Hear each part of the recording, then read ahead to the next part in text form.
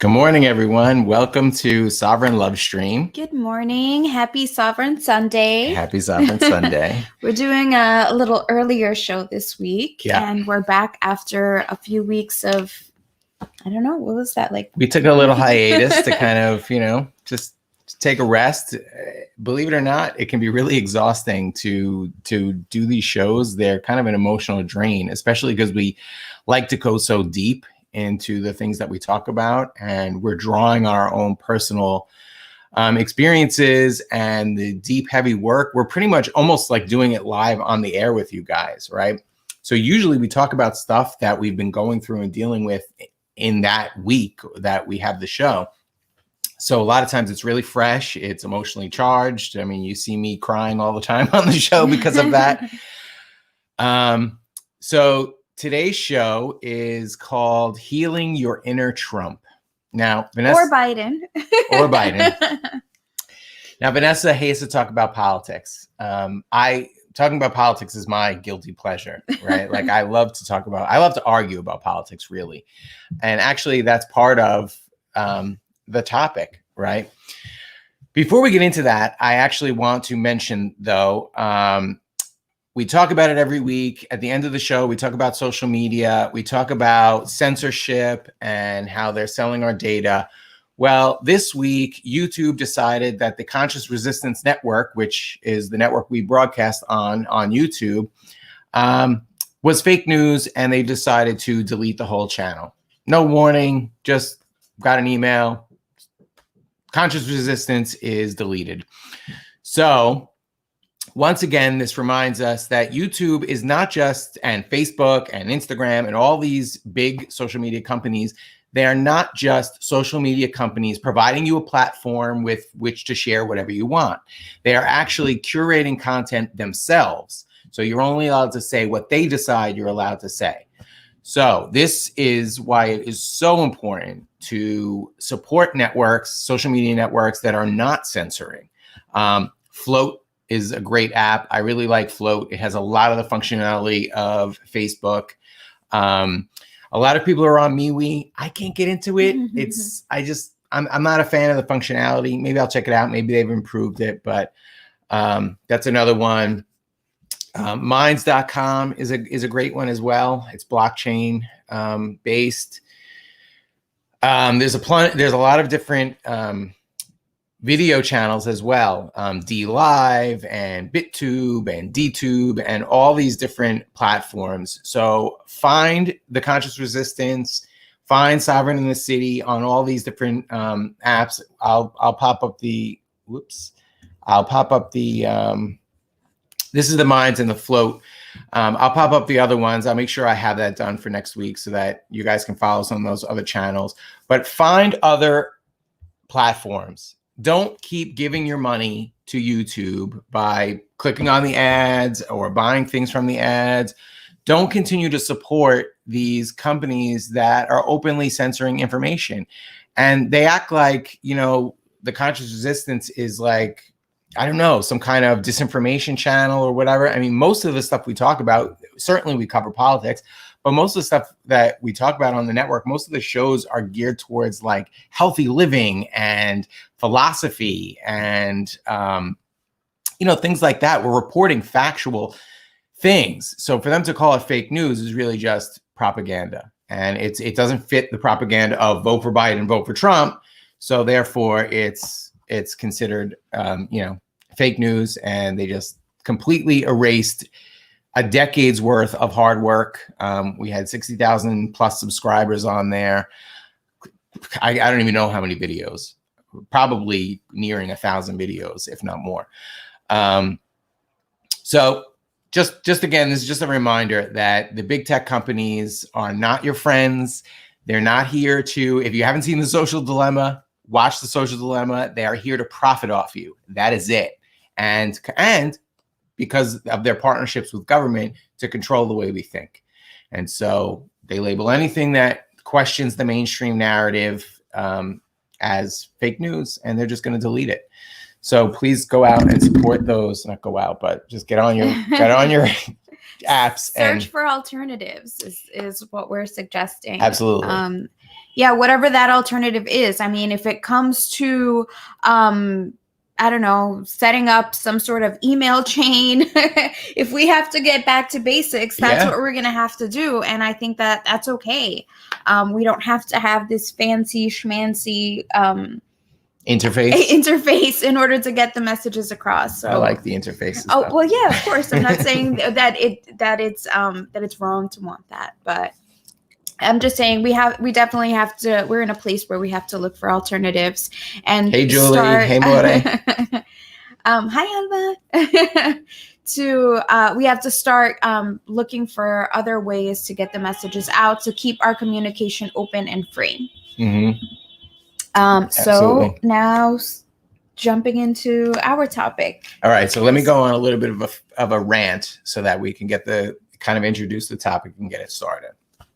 So this came up because we've been seeing so much hatred reflected in the media and in social media of not just Trump, but of both candidates. Obviously, there are the camps, and they just hate each other, and they are so. Now, I recognize that there probably are a lot of people who can see through both sides. They see the flaws in Trump, they see the flaws in Biden, and that it's the people on Facebook like promoting both as if they love them. That these are probably a minority. They're just a really vocal, passionate minority, and the algorithm can make it seem like everybody's supporting Trump and or half is supporting Trump and half supporting Biden. And I don't think that's really true, because I think it's less than half the people in this country vote, period. And I think those of us that don't have an interest in that just don't even bother commenting on those posts. I, for one, just have no interest in politics anymore, because I don't see that as a solution. So I'd rather cultivate other areas, other solutions, rather than spending my time fighting with people over a system that doesn't work anymore, a system that doesn't really truly represent us. I'm a woman of color. I'm a minority. So the system doesn't represent me. The system isn't out there to protect me or to care for me. There's no value in it for me. So I'm not going to waste energy on that. I'm going to cultivate other options like community building, healing, things that can benefit the communities that I exist in. Yeah, absolutely. There is no political solution. The political paradigm is intentionally designed to, number one, protect the power of the 0.01%, the Illuminati, the financial class, Wall Street, however you want to look at it. That's who government is meant to protect. And the dividing us into two camps, which really the policies of both the Republicans and the Democrats are 99% the same. They use the like wedge issues to just keep us at each other's throats. I support abortion. No, I don't support abortion. And they use social issues like that to keep us at each other's throats so that we believe our survival is based on who we vote for. So that we believe our voice and our power in society is who we vote for. No, friends, your power is not who you vote for. Your power is in how you live your life. Your power is in your connection to your authentic self and living your best life. And your power is in how you treat other people, how you respond instead of react. And that's really what we're going to talk about today. Choosing to respond to something or someone rather than just gut react to them, right? So I see a lot of people. I actually saw yesterday, somebody shared something with me about there's a group of witches planning to do like a national, I guess witches all over the country are planning to, I guess, curse Trump or do a binding spell or something, I guess to try and make him lose the election. And it reminded me of the fact that there's so many people that hate Trump. And I have been totally guilty of this. I mean, he angers me. He provokes me. He triggers me hard at times.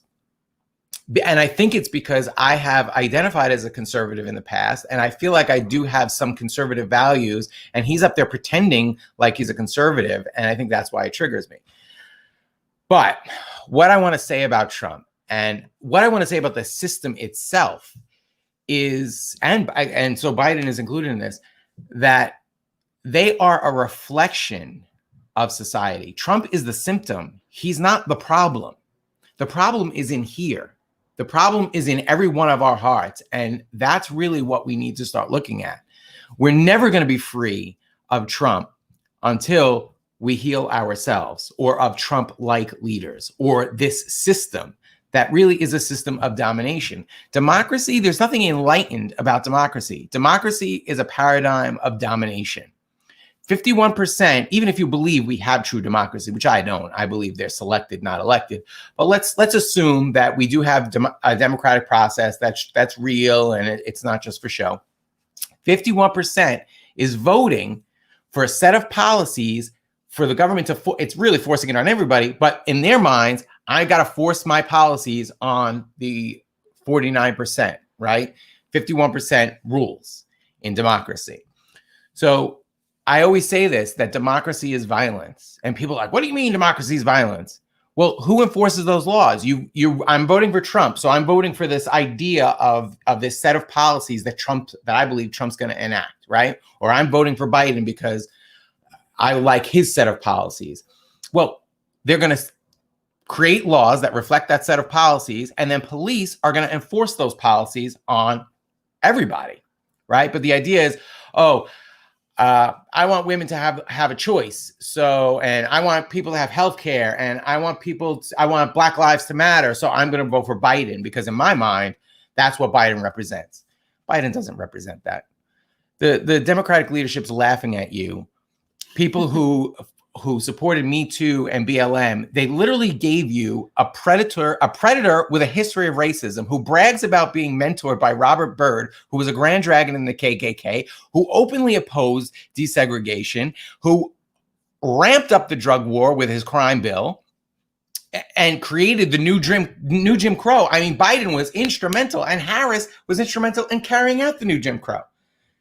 The establishment is laughing at you, Democratic voters, Biden-Harris fans, for that's what they offered you. You wanted a progressive, and what did they give you?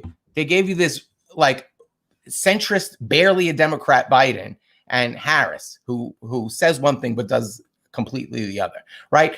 Biden is the Democrat version of Trump. Am I ranting? I'm ranting.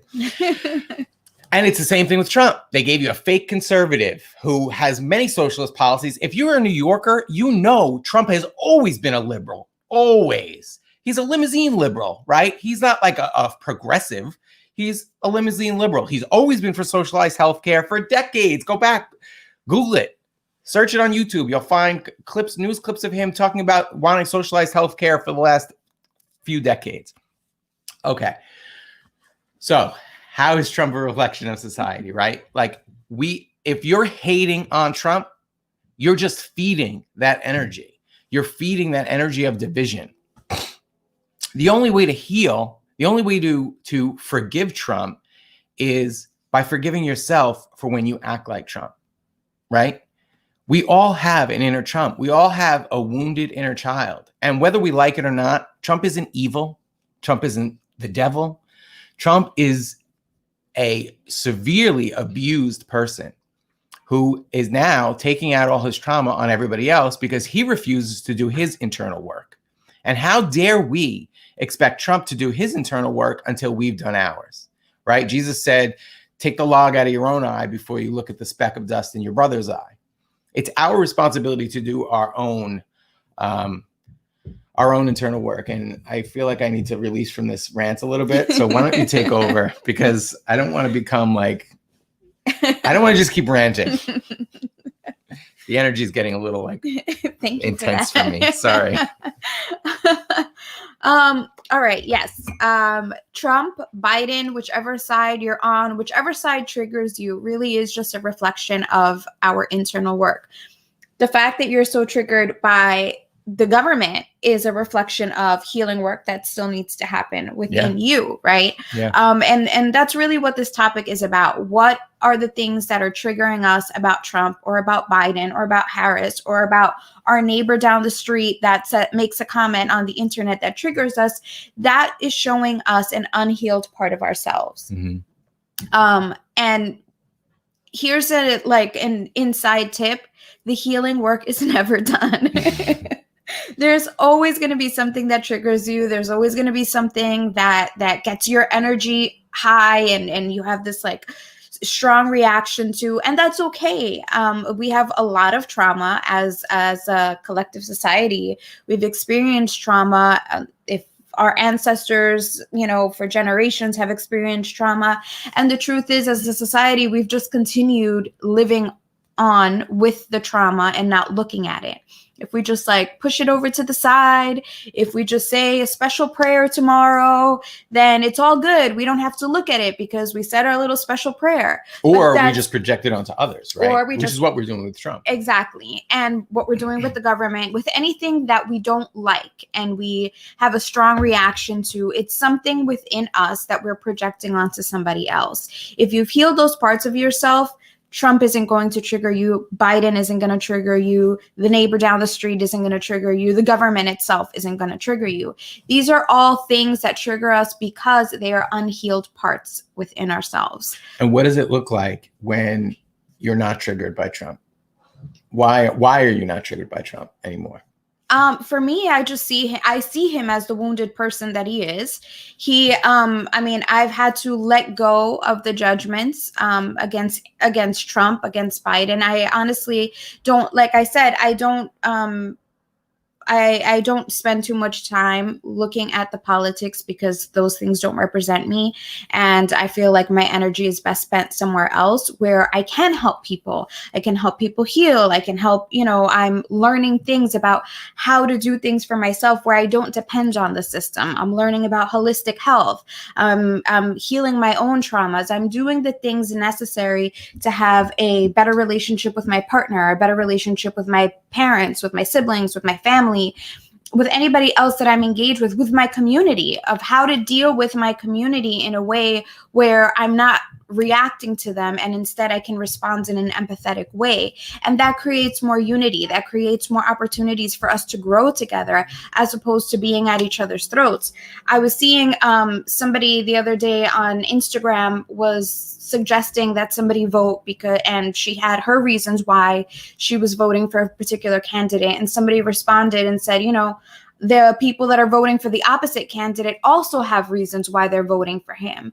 And the truth is, if we look at the things that we care about, we probably have more in common with each other than we do not in common, right? And I think that things like voting, the media, all of these arguments create more and more division. But the truth is, we are very much alike. We all have similar needs. We all have similar wants. We all have similar wounds. What's our core need? Love and connection. We want to connect with other people. We want to have that bond with other people. And the way our society is created, we don't get to bond with people. We're busy working a 9-to-5 job. Our kids are busy at school. The family is separated in every which way. You come home after being stuck in traffic for hours. I mean, especially if you live in a city, it's even worse, right? You have to deal with the traffic. You have to deal with the commute. You have to deal with rushing home, going to the supermarket to get your groceries. You're not even like picking them off of the land yourself. So all of these ways in which we're being separated from ourselves, from our families, from our communities, create the opportunity for it to be easier to say, that guy is different than me. That guy is not me. He doesn't know me. I don't know him. And therefore, I don't care about him because I don't know him. But if we live in communities where we connect with each other, it's easier to empathize with the other side. It's easier to say, hey, that guy is very similar to me. We differ on this one thing. And the truth is we can find a compromise somewhere, right? But we don't get that opportunity in the way that our society is created. So to continue perpetuating this way of life doesn't help us. It's separating us even more. It's keeping us far away from each other and keeping us from healing ourselves. So I think it's just way more important to focus on the healing, to work on the healing so that we can create other alternatives. We don't have to subscribe to this two-party system where it's either one predator or the other predator, and it's just whichever one's less worse. I mean, how is that an option? I think for me, and I struggle with this a lot because Trump still does trigger me. I am still working on my inner tyrant, right? But in many ways, I can very easily see that Trump has reflected a lot of my own traumas.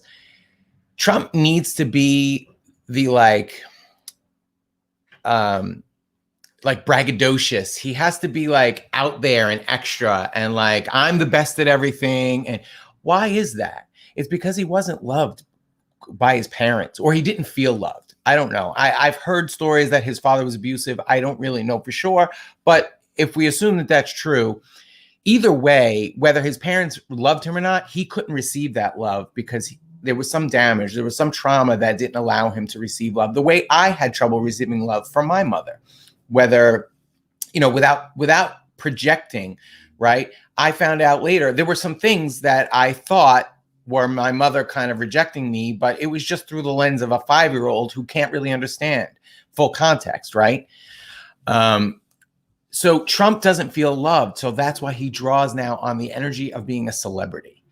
He had his reality show, and he wanted that. He always has to be out in the media because he needs that attention, because that attention makes him feel loved. He needs the love of MAGA. So for him being the president, this is oh my God, the president of the greatest country on the planet. He's the most famous person in the world now. And he's feeding off that energy. And believe it or not, he feeds off hate as well. So if you want to get rid of Trump, voting isn't going to do it. Because you're just going to get, even if Biden wins, which I really find that to be very doubtful, but even if he does, he's going to enact basically the same policies. There may be some little bones that he throws the progressives to let them continue to believe that he's a progressive, even though anyone who's honest can look at him and say he isn't. Man, I keep ranting on those tangents. But I think what happens is we have to love Trump, is my point. You have to love him and pray for him. And if you looked at him instead of saying, I hate him and I hate his policies, if you say, this poor guy is so desperate for attention. But I think that that's even way down the line, because the first thing we need to do is start looking at the things that trigger us about Trump, right? So let's say, for example, what I wanted to say, as you were talking about, if Biden wins, if Trump wins, the truth is either side is triggered, right? So when Trump won, the Democrats were all upset and triggered, and the Republicans were all yay, we got him into office. So what ends up happening, when our side wins, we forget about the stuff that we don't like. We don't have to look at it because now the person that's representing us is in office, is in power. So we don't need to worry about the side that we don't like anymore.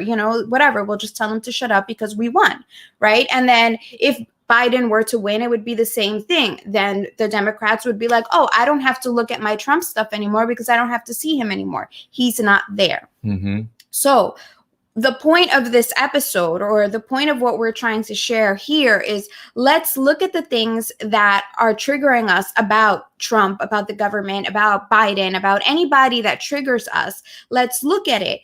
Does it trigger you that he needs to be the best at everything? Well, what part of you has that need? What part of you feels, why does he have to act like he's the best at everything?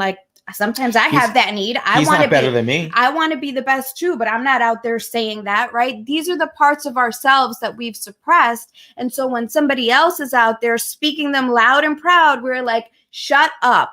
Shut up, because if you're a racist, you're not better than me. Exactly. So these are the parts that we need to look at. This is the part that is being exposed right now.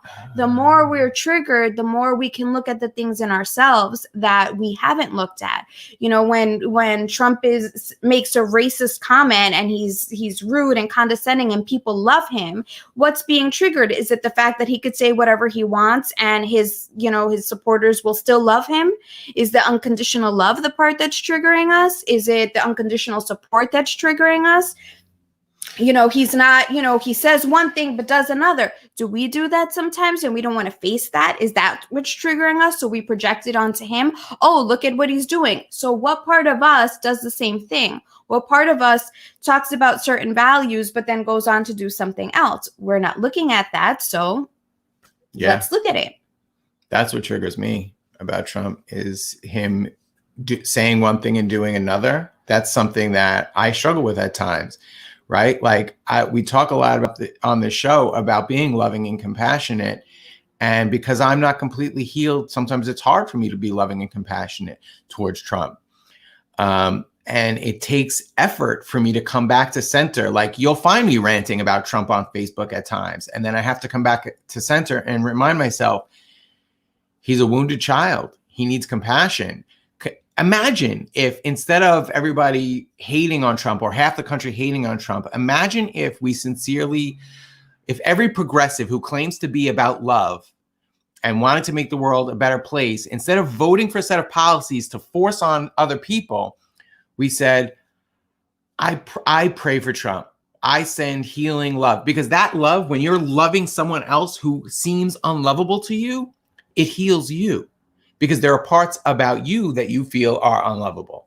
And so when you send love to that person, no matter who it is, and it's sincere, not like, oh, I have to love him because Jesus said love everybody, so fine, I love you, Trump.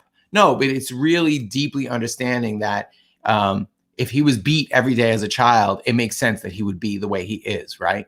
It makes sense. I mean, we have more compassion for dogs who are beaten and then become vicious, right, than we do for other human beings.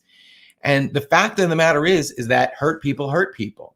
So when you come to that place where you understand that, you could say, oh, when I've hurt other people, it was because I was hurt and I was responding to that pain, and or I was reacting to that pain rather than responding. Because when we hurt other people because we're hurt, it's because we're reacting. When we're responding, we can choose how to respond, right? I can either respond with love and forgiveness and compassion, or I can respond with hate.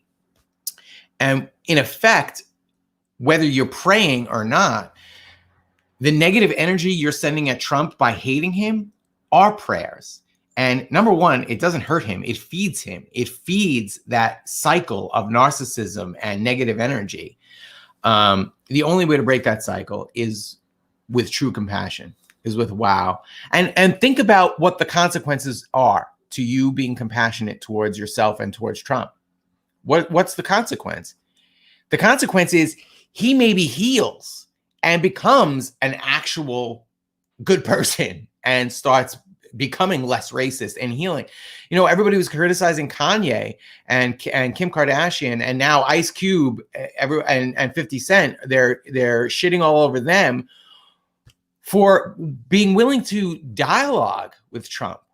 Well, you know what? Kim and Kanye got Trump to release people who were in prison for unjustly because of the new Jim Crow laws, because of drug war laws. Alice Marie Johnson is now a free woman. She's no longer in a cage. Obama didn't release her. The progressive, I love everybody Democrat didn't release Alice Marie Johnson, but Kim and Kanye got, and it doesn't matter what Trump's motivation was, right? Whether it was just for, not that he cares about Alice Marie Johnson, but that it was just for a publicity stunt. Maybe it was, but they still changed that woman's life, didn't they? By dialoguing with Trump. If Ice Cube can get through to Trump even just a little bit to cause him to be more empathetic towards Black Lives Matter, towards the needs of the Black community or minority communities in general, isn't that worth a conversation? All these people saying, oh, he's a traitor, he's not Black anymore, and how dare he talk to Trump? I mean, I find that whole thing ridiculous. Well, I think it comes from the whole idea of the cancel culture, right? If we don't like what somebody's doing, we cancel them. And that's a problem. That's a problem because we're not looking at what the thing is that we don't like. And that's where we start to suppress our shadow. And that's what the shadow is. Shadow work is looking at the parts of ourselves that we've refused to look at, the parts that we deny, and That's really what it is. It's right now as a society, our collective shadow is coming out. Yeah. And we have the choice of either looking at it and working through it and healing it, or we can continue to suppress it and say, no, I don't like that guy, so I'm going to vote for the other guy that won't make me look at the stuff that I don't want to look at. Can we talk about this comment? Anne-Marie says, on the premise of him lacking love, that means he's a man in his 70s who never did the work to heal, and he's in charge of running our country while broken. Absolutely. 100%. But so is every president. Obama, who, Anne-Marie, I know that you were a fan of, he murdered probably over 1 million people. I haven't looked at the updated numbers in a couple of years, but the man killed at least hundreds of thousands, if not plus 1 million people, civilians. There's no excuse for that. I'm sorry, but if there's a hell, Obama's going to be right next to Trump. And have we all done our work? No, there's lots of people and elderly people who haven't done their work, and we all do our work to some degree or another. Even Trump, I believe, has done. If he's able to have enough compassion to release Alice Marie Johnson, that's something. Even if he has another alternative motive, he could have told them to take a walk.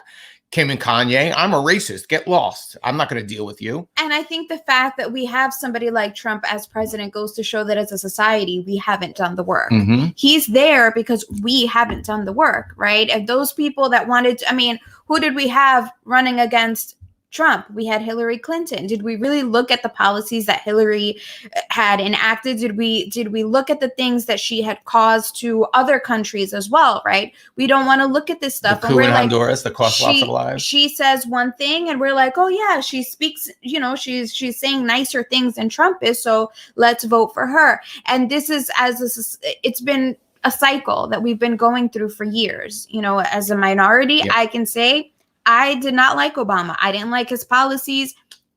I was, I'm Mexican. He deported way more people than any other president before him. We knew him as the deporter in chief. So these are things that, it's important to look at. And as I said before, as anarchists, we don't believe that this system is out to help us in any way. And so what can we do? We can do our work. We can do the work that is needed so that we can make better decisions. Because the truth is, if we're stuck in this paradigm of that's a bad guy and I'm a good guy, and if we keep going back and forth, the system's going to continue just getting worse and worse and worse until we start looking at our shadow, until we start looking at the parts of ourselves that are still unhealed, so that we can be able to find and connect with other people who are healed, and eventually as a collective we'll be more healed. And if you want to vote for a president at that point, it will be a president that that we're not projecting our pain onto, and that isn't doing the things that trigger us, because by that point we'll have healed those parts of ourselves. Absolutely. I want to just mention this book that I've been reading. And if you are interested in shadow work, this particular book is geared more towards men. But there's a lot of, it's based on Jungian psychology. So the archetypes, the Jungian archetypes. It's really valuable to everybody. This one is a little bit more about how to help men integrate their shadows and heal their inner children. So I'm sorry that I don't have recommendations specifically for women. But if you need help understanding the male psychology, even if you're a woman, it would absolutely help for you to understand your partner and or your president. This book is amazing and goes into the archetypes of masculinity and how certain archetypes manifest. So like the lover archetype is really the inner child that wants to be nurtured, wants to be loved, wants to feel compassion, and wants to give compassion back. But when the lover is wounded, that can look like throwing temper tantrums, being dependent. So codependency comes from the unhealed lover. Being jealous and demanding of attention, right? Like in the beginning of our relationship, me being extremely jealous of you getting attention from anyone else, as if, or giving attention to anyone else as if that was a rejection of me. Yeah. Right. If she turns her face away from me to give attention to somebody else, then I'm losing something. Right. And it was because I couldn't love myself then. I couldn't fill my own needs. My connection to God really, it should have been where I was drawing my feeling of security and connection from. I don't need to, if you're looking for somebody else to fulfill that, that's codependency. If you're looking for a president or a government to keep you safe, to keep you healthy, to fill any of those needs, it's codependency. We are in a toxic, codependent relationship as a society with our government. It doesn't matter who sits in the White House. It does not matter who sits in the White House. We are in a toxic, abusive relationship with our government. Our government abuses us, and then we turn around and abuse our neighbor because they wear a MAGA shirt or because they wear a Biden shirt or a Clinton shirt. And that is what's happening. So why don't we talk about some of the techniques to of working with the shadow. Yeah. So it's important to recognize we all have a shadow, right? We all have this dualistic we have duality within both within ourselves. So if you make a list of all of your positive traits, you can sit down and say, all right, I'm an honest person, right? And then I'm an honest person, I'm responsible, I am loving. All right. Now you take your list, and now what's the opposite of those things? So I'm an honest person. The opposite is I'm dishonest. Can you look at areas in your life where you are dishonest? Because the truth is there will be areas in your life where you're dishonest. And we don't, we don't like to look at that. We like to say, well, I'm not really being dishonest, or, I'm just being dishonest for this reason. I'm doing it for a good reason. We justify those things, and we refuse to look at the fact that there are times that we're dishonest. We're both good and bad. We will judge a murderer, but the truth is, how many times have we had the urge to just strangle somebody because we're so angry? We have the desire to do that. We suppress the desire, or we work through that desire, but we all have the desire and the ability to do those things. And as loving and as healed as this amazing as this woman is, I can tell you there are times she wants to wrap her hand around my throat and choke me out. It happens. Yeah, it's within our human nature. Yeah. And be honest. When you're talking about being honest, it's first and foremost with yourself. Yeah. Can we be truly honest about who we are, about the fact that we do have a Trump inside of us, a little tyrant throwing temper tantrums, and a little narcissist who wants all the attention? Can we be honest with ourselves that is who our inner child can be at times? That's a tough one. I think we need a moment of silence for that. Thank you, Alan. Yeah. Can we really, truly look deep inside of ourselves? This is something that I avoided doing for years, and it took our relationship deteriorating to the point of like her almost killing me, choking me out, to where I had to really look hard at my inner child and say, this is how I'm wounded, and this is how it's manifesting. I'm acting out. I'm throwing temper tantrums in our relationship. And it took getting to the point of almost losing her for me to finally be honest with myself and be like, you're toxic. This level. And that doesn't mean that I was walking around telling everybody, off out in the world. No, I was dumping it all on her. To the world, I was, an activist. I was doing all these wonderful things. I was getting, likes on YouTube and all that stuff. But I was coming home and dumping my toxicity on her. And that's why I was able to finally look at it. And I have to look at it every day. I realize things every single day. Somebody had a really beautiful experience this week, and they shared it with Vanessa. And when Vanessa shared it with me, instead of being like, oh, wow, that's beautiful and amazing, my inner child got jealous.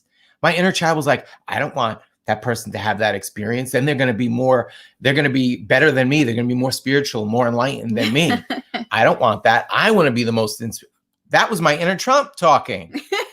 And in that moment, it was easy to see it and recognize that it was a place of pain because it was such a ridiculous thing, right? Like it was so outrageous for that voice inside me to say, I don't want that. They're going to be more spiritual than you. We have to be more spiritual.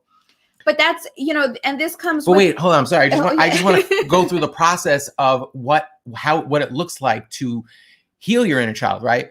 In that moment, internally in my mind, I just said, honey, little boy, it's okay. Her having this amazing experience doesn't take anything away from you. It doesn't make you less. You are still beautiful. You are still doing the work. You're having amazing experiences on a daily basis. And I am. We talk about the magic in our relationship and in our lives all the time. That as you start to do these things and heal these hurts inside, you can appreciate the love all around you because the love is all there. We're all focused right now. It's election season and the media is ramping up the fear and ramping up the negativity and division. But there's love everywhere. Turn off the TV and get rid of the news feed. You don't need it. Most of this stuff doesn't really affect you in your daily life, but it keeps you focused on the negative when you could be focused on the positive. You could be focused on the love. And so in that moment, I told my inner child, you're fine, dude. You're loved. You're not less than. It's not like spirituality is a pie. And if she gets a little bit more spiritual, it takes away spirituality from me. That's scarcity. That doesn't exist. What I was going to say is that, no, it's okay.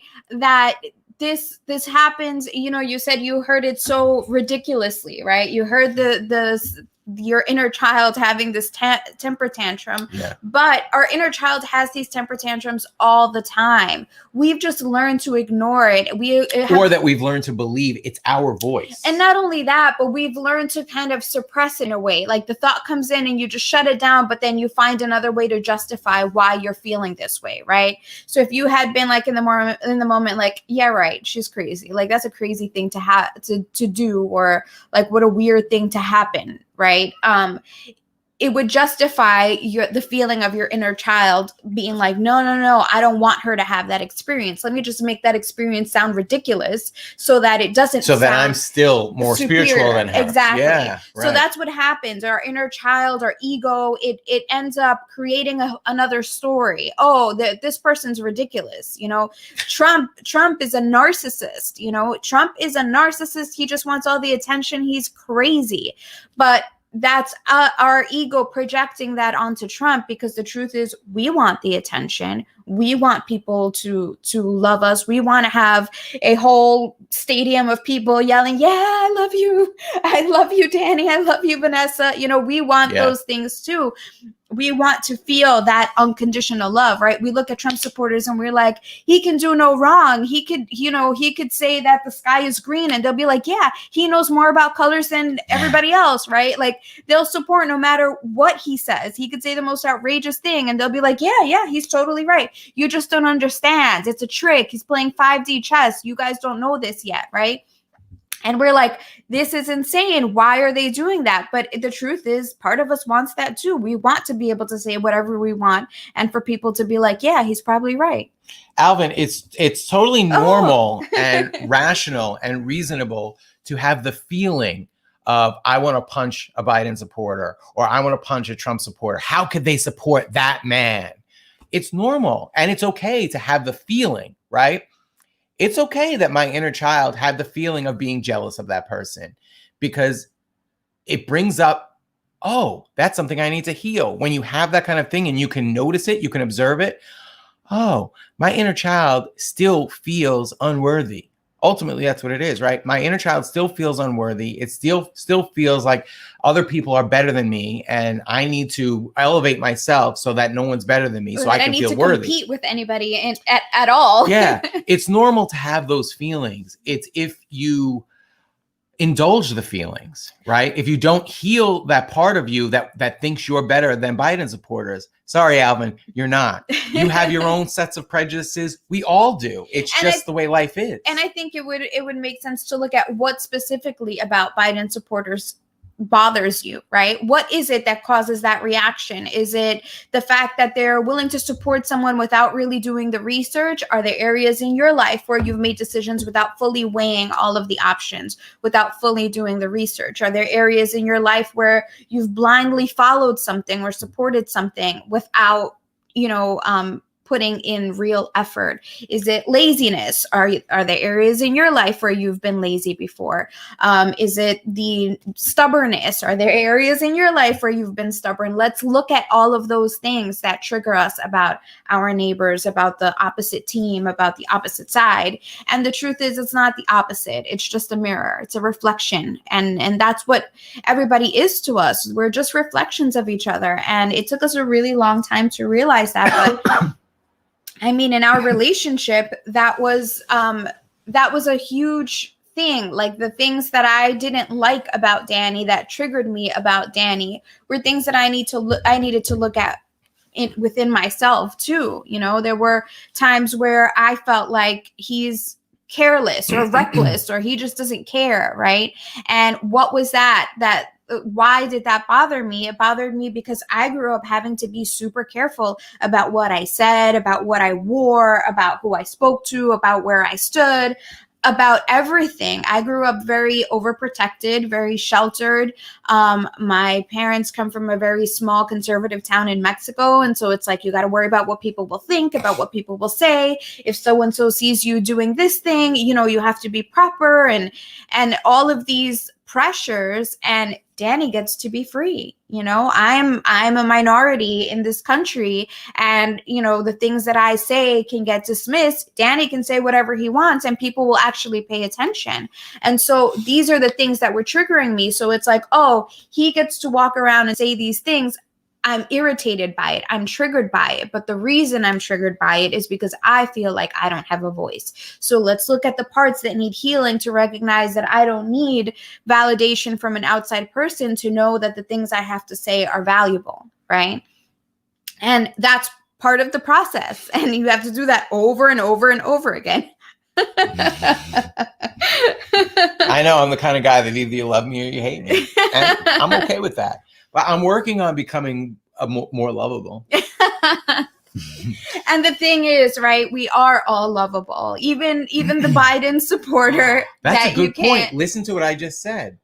I'm working on becoming more lovable. Mm-hmm. But I am lovable as I am. Yeah. I just have to let the love flow through me. I have to not let my inner child take control of the wheel and vomit all over everybody and throw temper tantrums, right? That's the difference. Yeah. That's what just happened right here in this moment is doing the work. I know you're kidding out.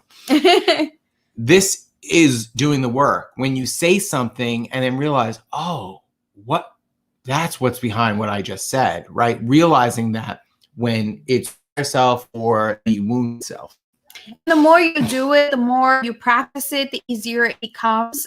You start to realize, like Danny said, oh, this ridiculous voice just came out and said, it's said this random thing. I mean, recently, the more Danny started doing this, the more he would start saying things like, oh, my ego just said this. Like, my ego just had this ridiculous reaction. And you start noticing and you say it, you speak it out loud. And I think that that's the part that we've been taught to suppress, right?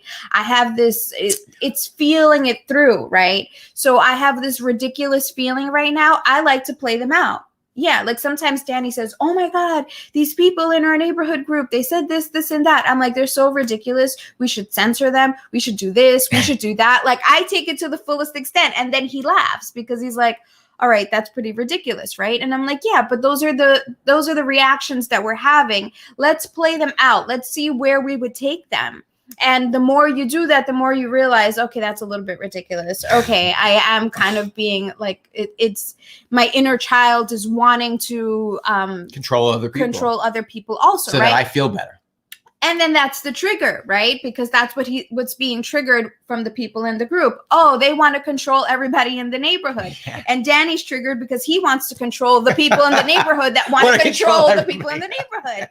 And it's like... But that's what doing the work is. It's just looking and seeing what's your unhealed ego and what's your higher self. And that's not to say like, the ego is bad, because the ego means well. The ego's job is to keep you safe. It's to protect you on every level, physically, emotionally, mentally, all of that. And so what the archetypes do, and if you study the Jungian archetypes with that book that I mentioned earlier, what it helps you do is, I used to have all these conflicting voices in my head. And sometimes I felt schizophrenic. Literally, if you ever watch this TV show Scrubs, I really like that show because I'm a lot like JD, where like somebody will say something to me and I have a whole thought process, like thought bubbles. This whole fantasy of how the conversation plays out happens in my head before it actually comes out of my mouth. And sometimes I'm arguing with myself and I was like, I feel schizophrenic. What is that? Well, after reading the book, what I realized was it's the different archetypes, because each one has a different need. And so it will respond or react to traumas in different ways. So the lover reacts in a certain way. The warrior, whose job it is to protect your boundaries, is the one that gets aggressive. The king will act in a different way. The magician, when it's the shadow magician, will be manipulative as opposed to being creative. So the magician is where creative power comes from, but that can also turn into manipulation if it's unhealed. So understanding the archetypes helps you understand who's speaking up when you have a reaction. Oh, I want to manipulate or control that person. That might be the magician or the king. Let me look at it. What's the wound that needs to be healed? So if you understand the needs of those archetypes, you could say, oh, okay, I feel like I'm not worthy, so I need to be better than other people. So I need to manipulate them so I can have them under my control and feel superior, right? Now I know compassion is the way to go. First, compassion for myself. I'm worthy. I'm a child of God. I have the spark of God inside of me. I am worthy no matter what. I can start embodying love right now in this moment. And then that compassion extends from me to others. I was actually going to say, we're talking about like where we learn these behaviors, right? Where we learn to suppress these bad behaviors. And it happens, our parents are doing the best that they can always. We're doing the best that we can. What ends up happening is when you're little, you do something that your parents like and they praise it. And then when you do something wrong, you throw something, you have a temper tantrum, you express a negative emotion, your parent gets upset. Your parent tells you, oh, that's not nice. Oh, it's not good to do that. And so you start learning that you want approval, right? You want your parent to love you. Sometimes your parent withholds love because they're trying to teach you a lesson. They're trying to show you, oh, I'm upset with you because you did this bad thing.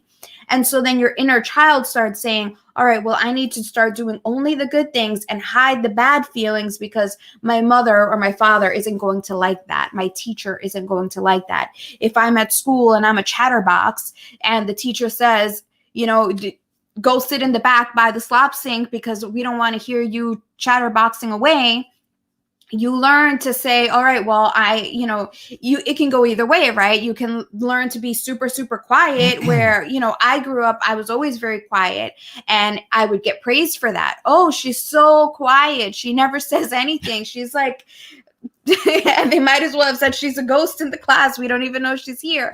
She's really smart, but she's super quiet. And, coming from a family where it's small town, it's about being, humble and quiet and, not being out and an extrovert and everything. I learned to be that way. I have to be quiet. I have to, tone it down so I'm not like some crazy person. I mean, in the town where I grew up, if you were an extrovert, if you like to party, if you like to laugh really loud, you were seen as like, oh, that person's crazy. That person is like, that's let's call it what it is. They said that people were easy. They were easy. They were, what they had all of these. You must be a whore. Yeah, if you're hanging out with the guys and drinking and laughing, oh, you probably have slept with all of them. Those, in small towns like that, they have that mentality. So I grew up with that mentality of like, be quiet, don't laugh too loud, don't speak too loud, and as when you want to express yourself, you want to speak loudly. So I'm taking a class right now, and one of my teachers, she has us do sometimes these exercises and these meditations and these breathing exercises, and it's like, all right, get it out, yell it, and I'm like, She feels uncomfortable. We're on the Zoom call and I'm muted. Nobody's going to hear me and I'm still quiet. I'm still afraid to be loud. So I'm working on that. And me, I am the polar opposite. I was like, you're going to try and shut me up? Oh, hell no. I'm American. I got freedom of speech and I'm going to use it. And so I take it to the other extreme where in my shadow self, I can be completely obnoxious. I'm not listening to a word you're saying. I'm speaking over you. I'm interrupting you. I do it. You see me at times doing it to Vanessa on this very love stream. It's something that's still not completely healed, but I took it to the other extreme where, I've been known to have my bullhorn out. And sometimes it's appropriate when I'm protesting, that it's appropriate for me to be the loudmouth, to be able to communicate my ideas clearly and concisely with power. So it's a matter of balancing, right? But if it turns into aggression, then it's out of balance. Right? And I think that's the reason why it's important to look at those unhealed parts of ourselves. What part of myself am I suppressing? I'm suppressing being loud. So is that why it triggers me when somebody else is loud? Is that why it triggers me when Trump is loud and outspoken and says things, says whatever's on his mind? And you're like, who does that? Well, I have to be polite. I can't speak my mind. Exactly. The truth is the majority of us hold back what we really feel. And so then we see somebody out there speaking whatever he wants. It's triggering. It's like, this guy has no manners. He's rude. He's this, he's that. Well, he's saying what he thinks. I'd rather know what he thinks than for him to say something nice and then go do something, do the complete opposite. So this is the part where... Who does that? Who speaks with a lot of nice words while killing people all over the country? Obama, Clinton, okay. So it's everywhere, right? And maybe that's what triggers some people about Biden or about Obama. He says all these nice things, but then does the opposite. What part of me does that? What part of me says the right thing and then goes and does the opposite? Or feels the opposite even. Exactly. Sometimes we judge ourselves for feeling the opposite. And it's like, well, if I have to suppress my feelings, why shouldn't Trump suppress his? He should be suppressing his feelings too. He should be more polite. He should hide behind the mask like I do. It's true. And he's out of balance. Nobody's saying he's not out of balance. Clearly, he has crossed over the threshold into aggression. But him being able to speak his truth with confidence is not his flaw. That is it's something that we all should be exercising. His flaw is when he allows his inner child to just become aggressive and vomit all over. So back to doing the shadow work and why it's so important. We keep going up. But it's very important to look at those parts of ourselves. So sit down, make a list. It's very important to remember shadow work is difficult. It's very, very difficult to look at yourself, to look at the parts, the ugly parts of yourself, the parts that you don't want to show to the world. It's embarrassing. I certainly had trouble going through my shadow work. I'm still doing my shadow work. And it's difficult. Like I said, even having this breathing exercise where I'm trying to use my voice, I can't. I'm struggling with it. So I'm trying to look at the parts.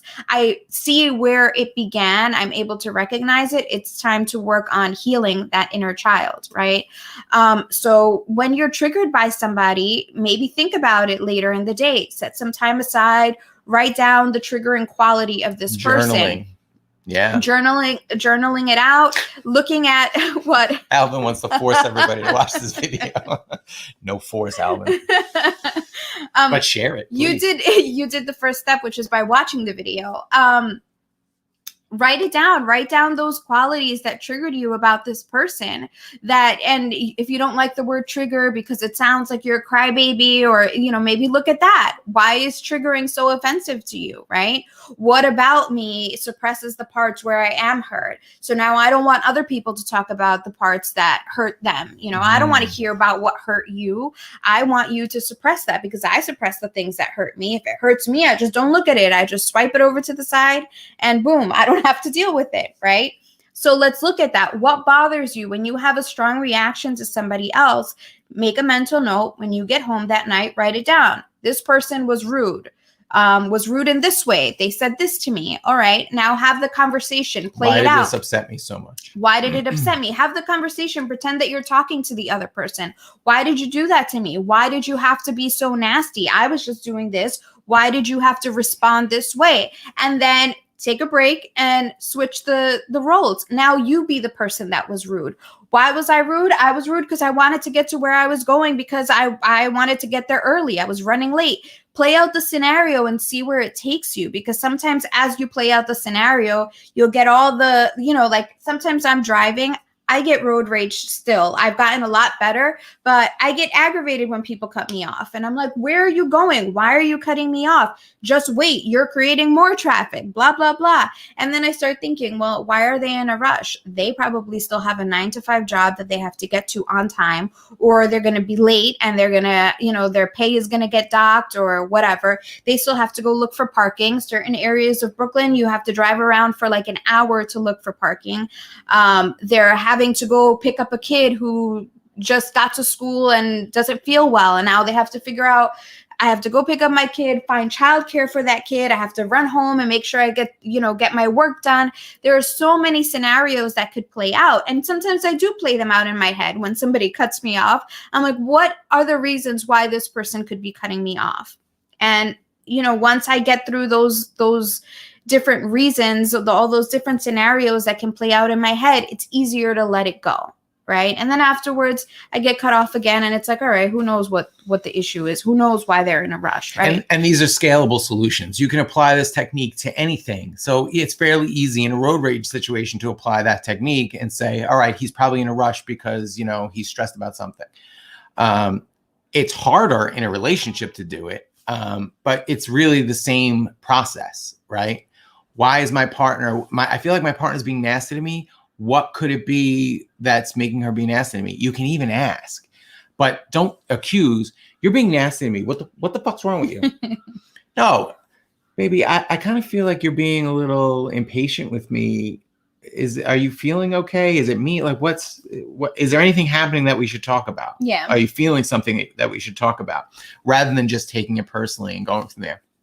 I actually want to share another technique that I learned recently. Actually, I was doing an online Zoom call. It was like a group, though. It was 100 men. It was a men's work Zoom call.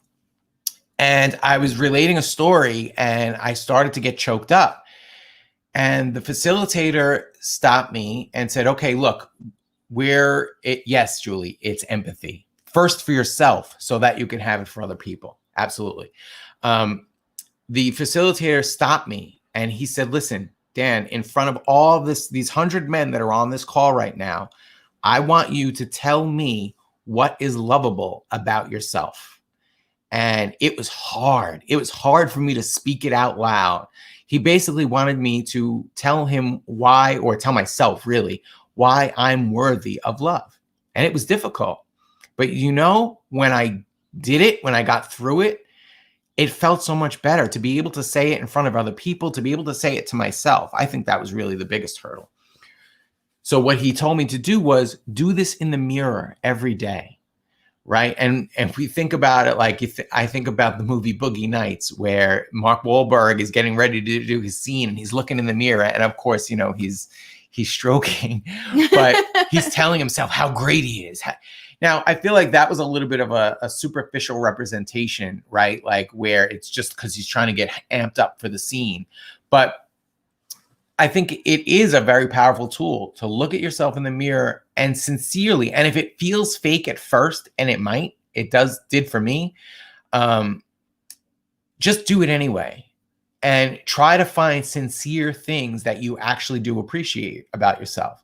For me, I appreciate the fact that I'm willing to stand up for the underdog, that I'm an activist, that I'm not going to stay silent when I see injustices. I think these are good qualities that I have, and I'm proud of those things. And I can appreciate that and still know that, yes, even there are times that I can go cross the threshold and become obnoxious about it. And that's okay. I'm imperfect, as long as I work to balance myself so I don't become obnoxious, but I just remain in the confidence of being able to speak my truth, right? And the next step will be in believing and knowing that even when you are obnoxious, you're still worthy of love. Yeah. And I think sometimes we say that, right? It's as long as I work towards not being obnoxious, it's still putting a condition on your worthiness. Even when you're obnoxious, you're lovable, right? Yeah. You got to love yourself unconditionally first. And you won't be capable of loving anyone else unconditionally until you can love yourself unconditionally. And so that's what some of these exercises are. As you start putting yourself in the place of the person that triggered you, that got you so upset or so worked up, when you reverse the roles and you start, perhaps, like Julie says, empathizing with why the person reacted the way that they did. I look at the supporters on both sides as people who are just passionate about the things that they really care about. Whether those things are, I agree with them or not, I know that they fully believe that. They fully believe that it's the right thing.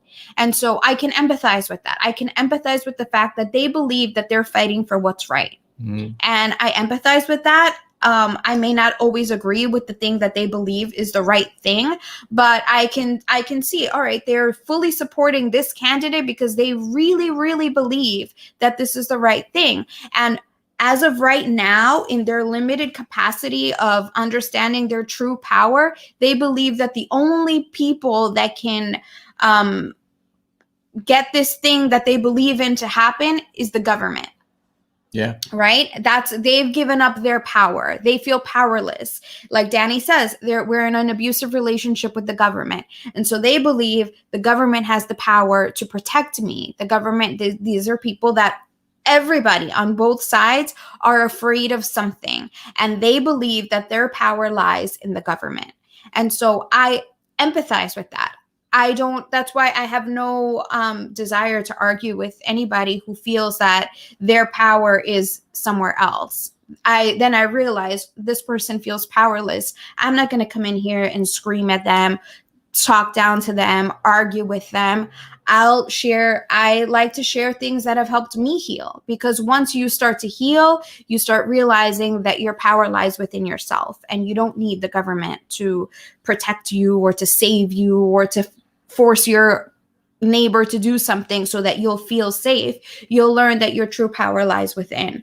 And I think the more we do that work, the more we do the shadow work, the more we begin to uncover that true power, that true love, that unconditional love that, like Danny says, exists everywhere. It's everywhere. Now we have the media, we have social media, we have your neighbors, you have the government, you have police, you have everybody trying to scare you and trying to force you into believing that you need to become a certain thing, be a certain thing, say a certain thing in order to be worthy of love. Once you start doing the healing work, you realize that the love is always there.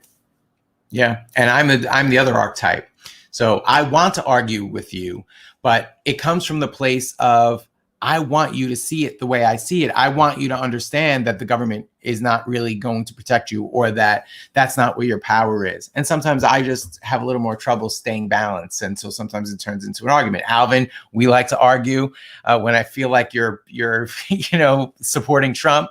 Julie, we like to argue at times when I feel like you're supporting, or Amory, supporting Biden or Obama or a leftist, politician. The truth is that the left thinks that all MAGA are racists who hate Mexicans, and they have this idea of what Trump supporters are.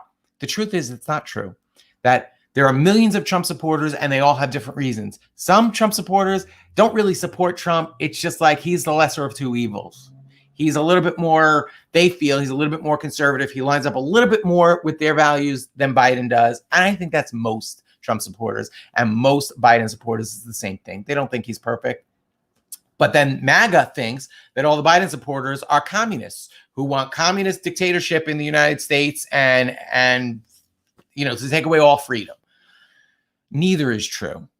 And we just need to have compassion for everybody, starting with ourselves.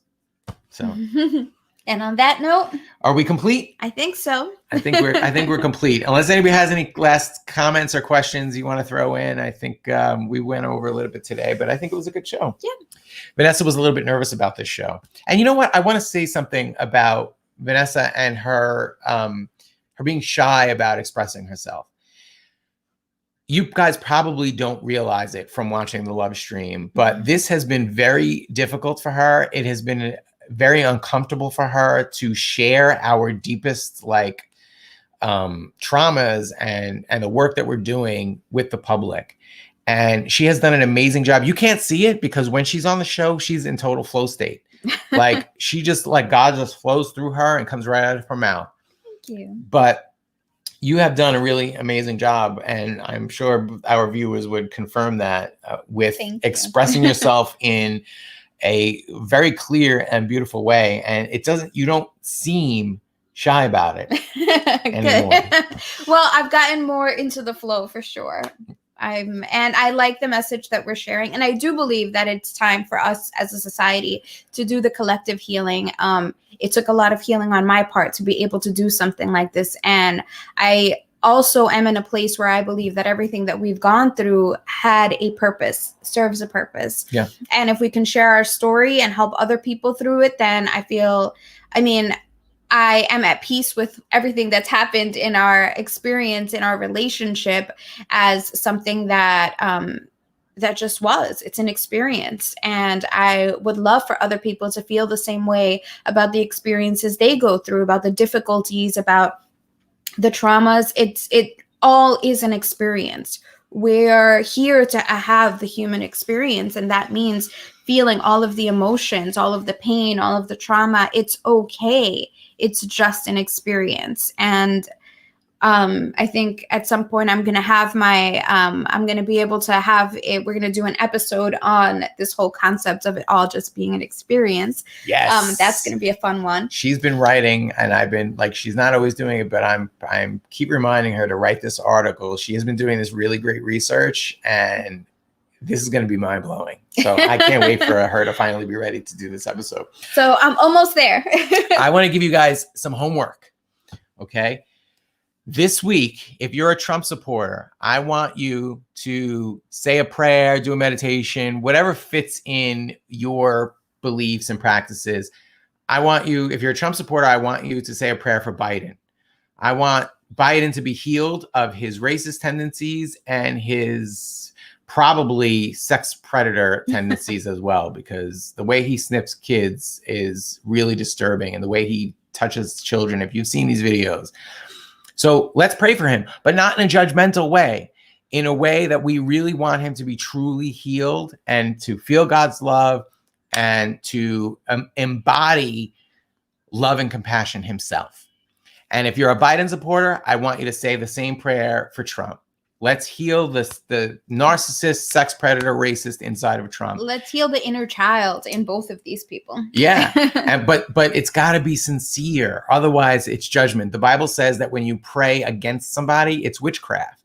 So we need to be praying love for. We need to love our neighbors as we love ourselves, love our enemies, and pray for those who persecute us in a sincere way. And I think that would be great homework if we all could do that. And if you can do it every day, that's great. That's even better. But just do it once this week if you can. And maybe reach out to someone on the other side. You have a friend who's a Biden supporter and you guys just can't agree. I have one. I have lots. I was going to say on both sides. Reach out and tell them, hey man, or hey, hey friend. Hey friend. I understand that you support Biden. I understand that you support Trump because you believe that that's going to make us all more free and make this world a better, more peaceful place. And I appreciate that. I appreciate that you feel so passionately about making this world a better place that you're willing to support Trump or support Biden. And, communicate that to somebody who you disagree with. And I think that'll go a long way it's not an exercise of anything. It's not for them. It's for you. It's going to heal your heart to go through that exercise. Yeah. And start paying attention to the reasons why other people's behavior trigger you or create an deep emotional reaction within you. Start looking at those parts of yourself that are unhealed and remind them that they're worthy, that yes, little kid who talks too much. Yes, little kid who threw a temper tantrum. You're worthy of love, and it's all okay. Yeah, absolutely. All right. Well, are you gonna share our social media? Oh yeah. Okay. So yeah, we're on all the big tech, of course, but screw them. Check out minds.com and Float app. Really like these two. If you have other ones that you like, drop them in the comments, because we'd love to explore. None of these are perfect, but we need to start supporting these alternative platforms, because the big tech companies are just censoring all kinds of content like this. So check us out. Thanks again for joining us. Happy Alvin. You're crazy, dude. You said Alvin, and I had the Alvin in the Alvin! Thank you so much for joining us. Have a great Sovereign Sunday, and we'll see you guys next week. Take care. Bye-bye. Bye.